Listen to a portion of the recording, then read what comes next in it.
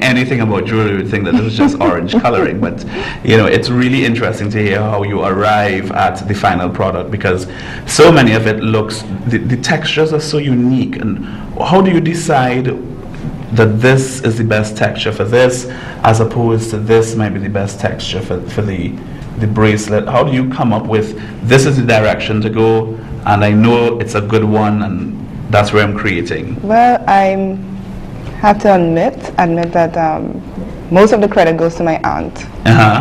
And there was one time I had the church had an exhibition, well, something like that, with people who are designers and so on to come together and showcase their stuff. And one of the coordinators said he wants to see jewelry, but I was into t-shirts, and one of my aunts, she picked a material and she said, okay, make a bracelet out of this. And she was just teasing me. And I was so desperate, I could use anything. And when I did that and how people responded to it, I said, Eureka, I found something. And that was for the Pluruma, the AUXANO, and so on. But for this, she also teased me with something else. She said, Juliet, use this leaf or use this flower. So most of the credit in terms of sourcing materials came from her. So it's more like a family business. Family members pitched in. You're the one they channel all their creativity. Yes. They'll bring all the raw materials to you and see what you can do with it.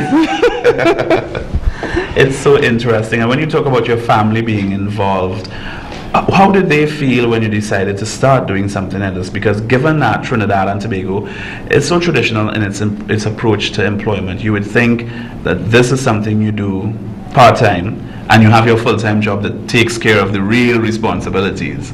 But you've decided to just go full speed ahead and headlong into this endeavor. Well, for years I wanted to do this. For years and years.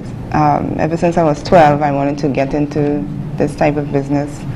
And I had to admit it was a real challenge to make that transition, because I don't want to disappoint my family. That's one major challenge. But it's a lot of prayer to make that transition from working and getting into this full-time. And I'm glad that I made that decision to go into this full-time, because this is full-time. This takes a lot of my time, a lot of my effort, because I'm not, as I told you, the hours I spent designing and creating these things, but also the hours spent promoting my products. So it's a full-time business. And at first I was doing it part-time and so on, but the hours were ridiculous, and then I'm not really fully concentrated on where I want to go. So when I get into this, I'm not regretting it. Yes. No. So since you've pursued your dream, you know, I've always wanted to be a singer. Okay. But some dreams are meant to be pursued like yours, and some are not. And it's really heartening to see a young person like yourself go into something like this, knowing fully well that, of course, it's a risk. Yes. And to go out, and given the economy globally, not just locally, for people to have now faith in you, to invest in what you're doing. What has the response been like from not necessarily your family members, but your clientele, and to go out there and promote? How are people responding to that? What I noticed that's helping AUXANO Designs is that I'm able to relate to them or tell them the story on how I get there. And that's rather interesting. People, in my business, people are more drawn to my products through personal interaction, not necessarily in a store.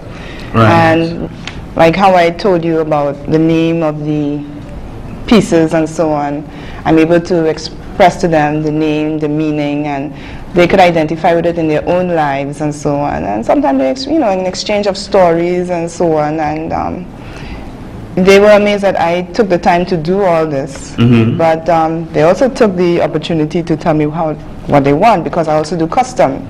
So a lot of them are really happy that, hey, there's a designer here who will do exactly how I want it done, and at reasonable prices. So, which is one of the most important things.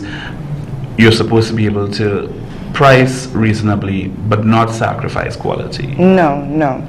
No, that hence the reason why I look for materials that do not cost too much on my budget, so to speak, but at the same time present a quality that is, should I say, uncompared, incomparable, or what's the word? That is not compared to... Incomparable. Oh, thank you, thank you. Let's make it sound grandiose. Yes. But before we continue, Juliet, we're going to take a very short break and come back to some of the displays here by AUXANO Designs. You're watching the News Extra. We're speaking with local jeweler extraordinaire, Juliet Neblett. Stay tuned. We'll be right back. Thanks.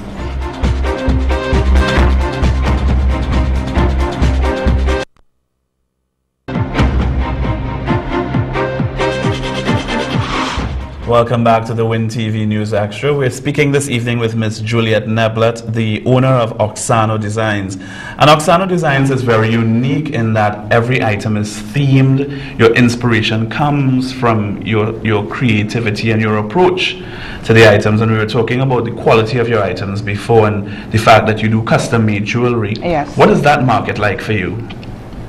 Honestly, it's quite challenging because as I said before, my clients would want something that, probably other people wouldn't do or have the time to do it. And I don't mind. Sometimes they want to change the shape or have a larger jewelry that, things like that. So it's a little bit challenging, but I am always ready for the challenge.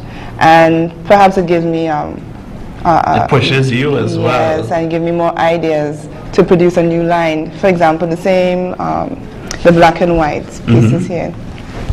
Yes.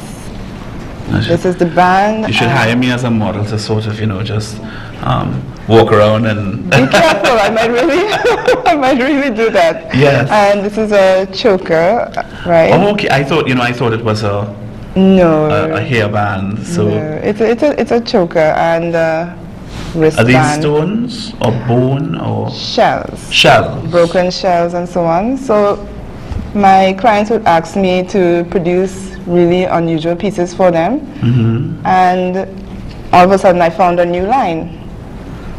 Yes. Sometimes they will say, just produce it for me and I don't want anyone else to know about it. Yeah. So sometimes I'll have to ask them, is it okay to reduplicate this? But they know that most of my work, no two pieces are the same. So whatever you're wearing, it's an original.